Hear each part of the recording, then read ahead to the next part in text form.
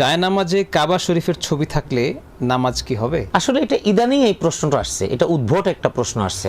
মানে আমাদের দেশের কিছু নতুন ধর্মীয় সুশীল তৈরি হয়েছে। এটা যেমন ওই বুদ্ধিজীবী সুশীল এক ধরনের থাকে, ওনারা শুধু সুশীলতা দেখান, আসলে বাস্তবতা কিছু নেই। আমাদের ধর্মীয় কিছু সুশীল তৈরি হয়েছে। ধর্মীয় সুশীলেরা মানে নিত্য নতুন চমক আনার জন্য, মানে মানুষের কাছে মিডিয়া কেন্দ্রিক, সোশ্যাল মিডিয়া কেন্দ্রিক চমকে তারা বিশ্বাসী। এই জন্য তারা নতুন চমক এনেছেন যে জায়নামাজের মধ্যে কাবার ছবি থাকবে কিনা। প্রথম কথা হলো কাবার যে দৃশ্যটা, এটা একটা ওই যে জায়নামাজটা যেটা তৈরি করা হয় এটার মধ্যে একটা স্বাভাবিক একটা দৃশ্য। এটা থাকলেই কি আর না থাকলেই কি? এখন সেজদা দিচ্ছে, সেজদা তো আর ওখানে দিচ্ছে না, এটা যদি এটা উপরে কেটে ফেলেন তাহলে এর অস্তিত্ব থাকে না, এবং এটা কোনো বিষয়ই না। অনেকে বলে যে এখানে এটা আছে, এটা পাড়া দেওয়া যাবে না, এদিকে বসা যাবে না। এগুলি হলো মানুষের মন গড়া বক্তব্য। জায়নামাজের মধ্যে কাবার ছবি বলেন, মিনারের ছবি বলেন, মসজিদে নববীর ওই রকম একটা দৃশ্য বলেন, এতে কোনো সমস্যা হয় না। যদি তাই সমস্যা হয় তাহলে আপনি কাবার চত্বরে হাঁটেন কেন? যদি এটাই যদি সমস্যা হয় তাহলে মদিনার চত্বরে আপনি হাঁটেন কেন? তাহলে তো মদিনার ফ্লোরে আপনার হাঁটার কথা না, ঠ্যাং কাঁধে নিয়ে হাঁটার কথা আপনার। এটা তো সম্ভব না।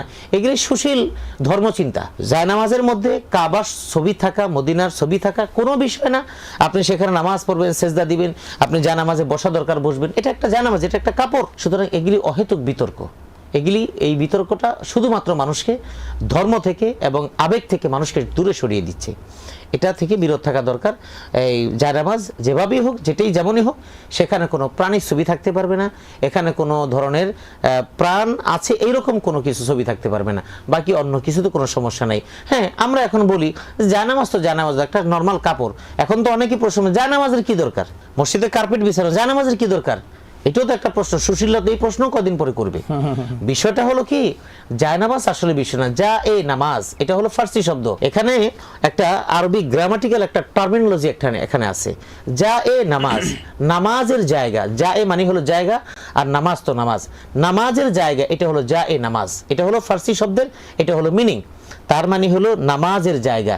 তা আমরা জায়নামাজ বলি, ফার্সি আগে প্রচলন ছিল, সেখান থেকে আসছে। তার মানে জায়নামাজটা বিশাল আমার পার্সোনাল। এখানে একটু সেজদা দিয়ে ভালো লাগে, কার্পেটটা একটু ময়লা থাকে, কোথাও একটু নোংরা থাকে, এটা নিজের রুচিবোধের জন্য। সুতরাং এইগুলি নিয়ে সুশীলতা দেখাতে কিছুদিন পর দেখা যায় ইবাদতের যে প্রাণ, রুহু, কলিজা সব শেষ হয়ে যাচ্ছে। আল্লাহ আমাদেরকে হেফাজত করুন। হেভেন টিভি, জান্নাতি আহ্বানী প্রতিক্ষণ।